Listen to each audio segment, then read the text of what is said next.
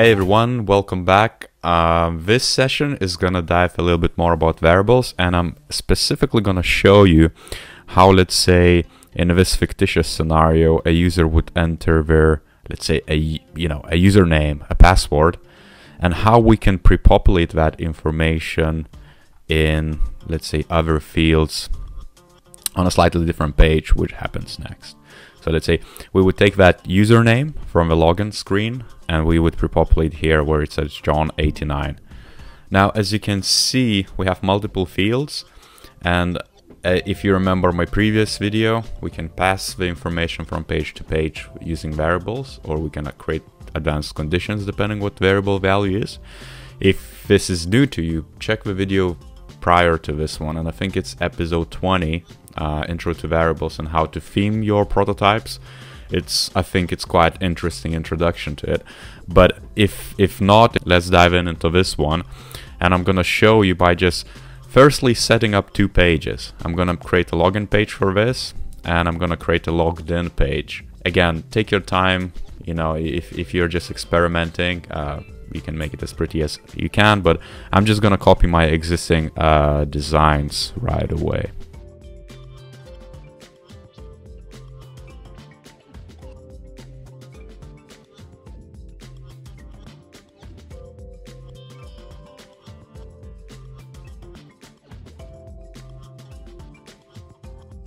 And we're back, and if we preview it, as you can see, I have this simple sign-in page. I set it up right now, have a button. If I click on it, it just opens this, let's say, already logged in page, like a home page, imagine that. Now, this is only static information. I want to kind of take the username from a previous page, from a login page, whatever user enters here. As you can see, I need to style it a bit better, but let's say if I enter here VIDEOTUTS, the name of this channel, I would want to display it here. So we pass that information using variable. Let's go and edit it a little bit. I'm just gonna change the color of the text really quick on those forms.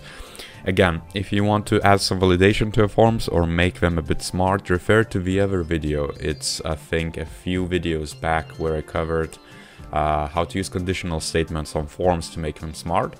So that covers all of that. So let's say if you want to restrict to certain usernames or certain passwords, go there and check it out. You can add that functionality here.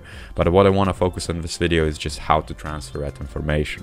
Now, as you can see, I named my fields into username input as well as password input. What I care about is really just the username input and the value it has. So what I'm going to do next is just go ahead, click on project and select global variables. Now here, if you remember from other video, I'm just going to set up a variable for, let's say, username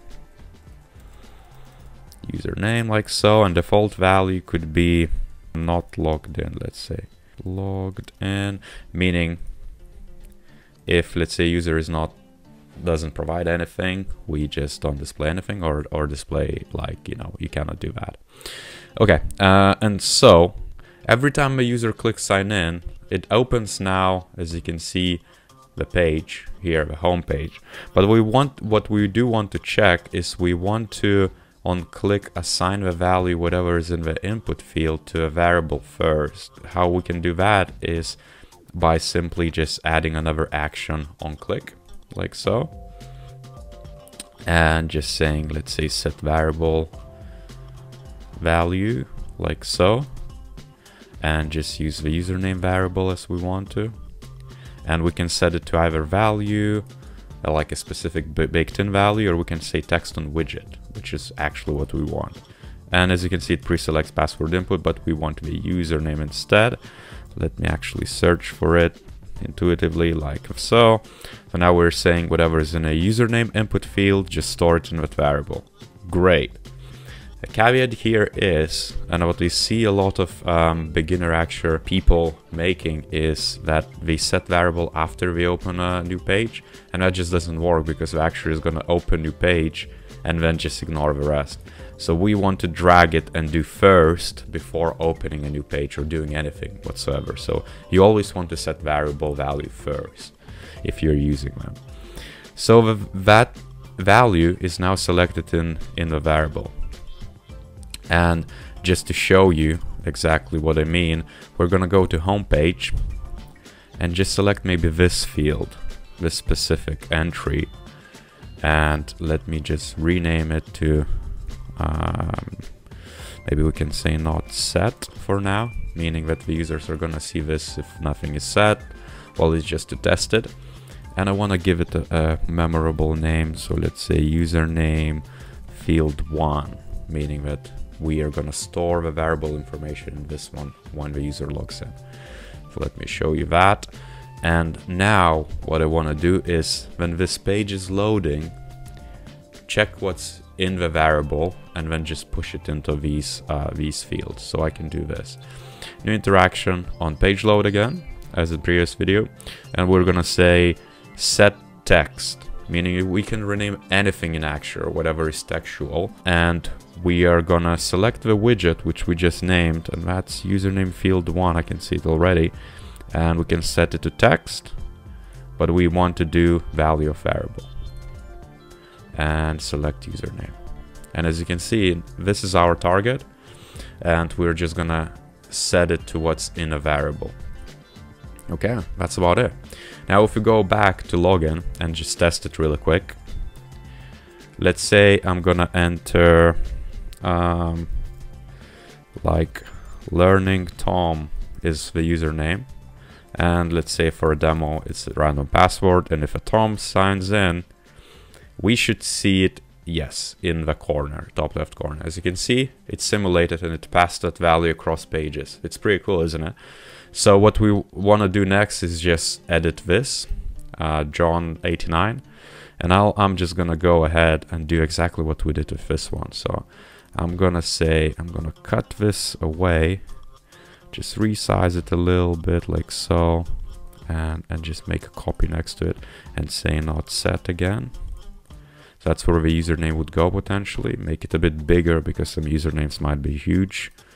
You're gonna find out that user testing that users just enter random stuff, to be honest. So I'm gonna name this username 2, let's say field 2.